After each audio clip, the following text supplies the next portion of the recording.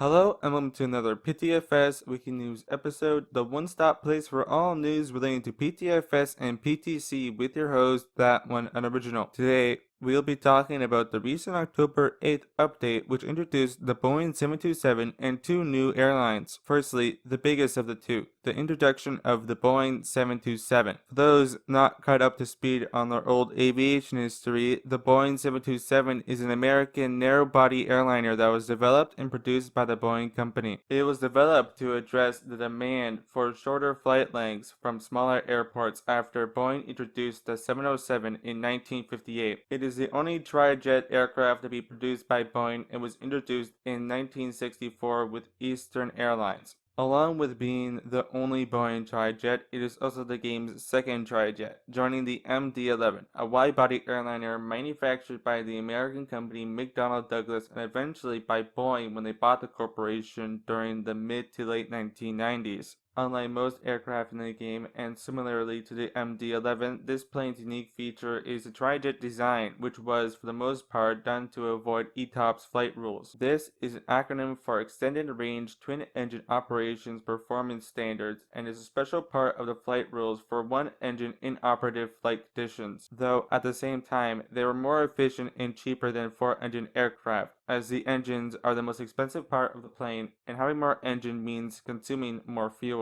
But nowadays, twin jets reign supreme due to being more cost efficient as engines continuously got innovated and improved upon.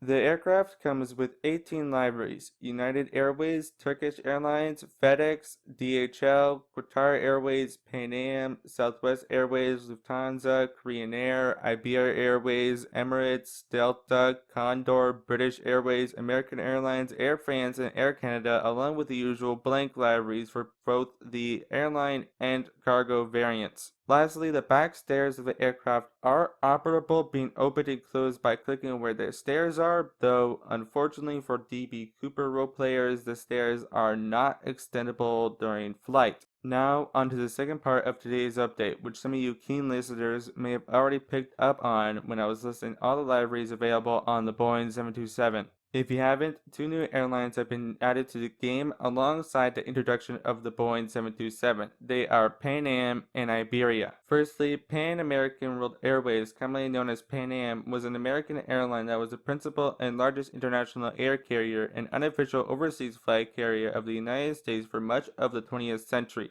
It was the first airline to fly worldwide and pioneered numerous innovations in the modern airline industry, such as jumbo jets and computerized reservation systems.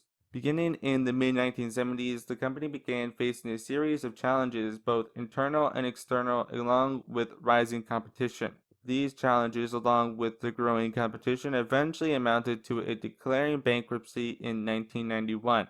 Iberia, meanwhile, is the flag carrier of Spain. Founded in 1927 and based in Madrid, it operates an international network of services from its main base of Madrid Barajas Airport. I apologize if I pronounced that wrong. It flies to over 109 destinations in 39 countries and a further 90 destinations through code-sharing agreements with other airlines. These two airlines are the first to be introduced in the game since Yeti Airlines in 2020. Unfortunately, for those who want to use the two airlines to their fullest capacity, for now, these two airlines are only available on the 727, though the update log noted that they will eventually be brought to the other aircraft in the next update. Apart from that, there have been a few fixes in falling after cruise and aircraft control tab errors. Anyways, that is the end of today's episode. If you enjoyed it, press the like button and share it with others that you believe would find it interesting.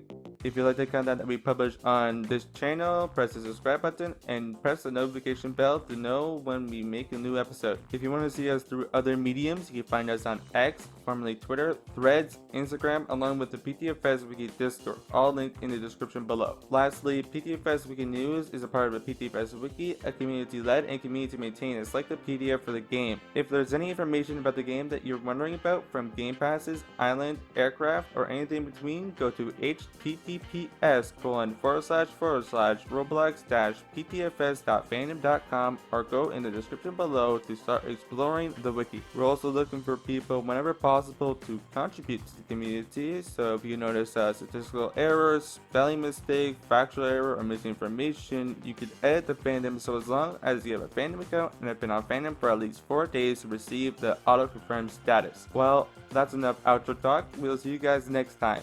Goodbye.